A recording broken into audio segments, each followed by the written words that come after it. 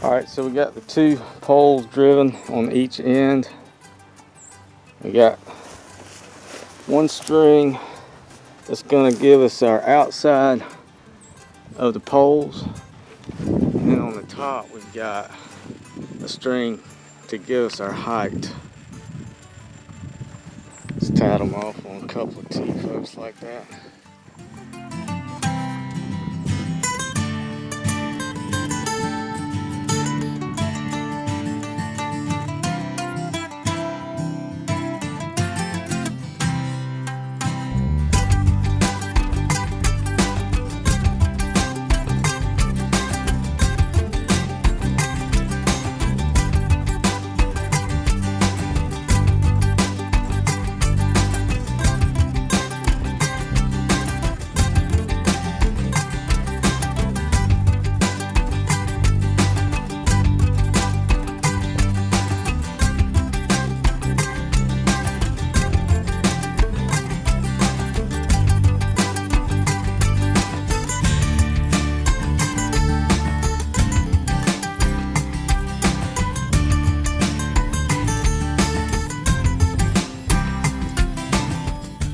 This is the cap that you put inside the post so they don't get hammered and get boogered up on the ends when you drive them.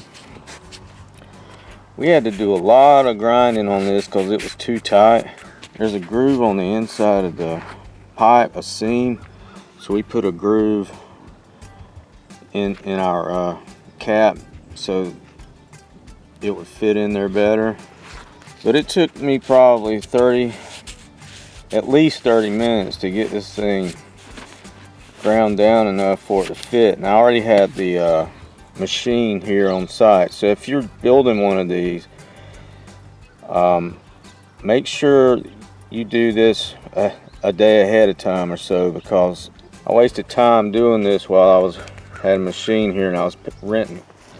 So now we're going to start building the hoops, and we checked our distance, our actual distance down there. These things are, according to the instructions, will move from from 6 inches to a foot. That's a lot. I don't know if they'll actually do that, but we got our proper distance, 24 feet, and we just put down a stake here, and then we put a couple of stakes up there at the top of the hoop,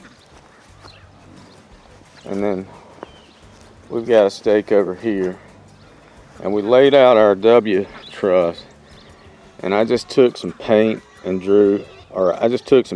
painted each joint, so we'll know how the rest of these are fit into place. Same thing up here.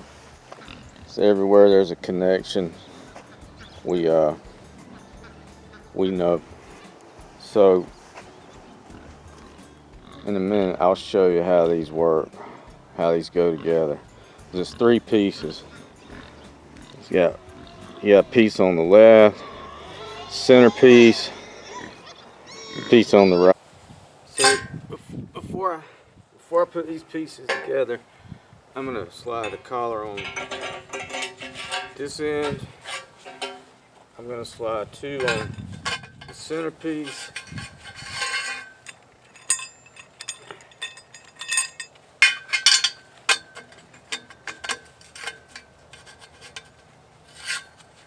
And then I can slide my 2 pieces together. Now I've got my clamps pretty much lined up with all of my marks.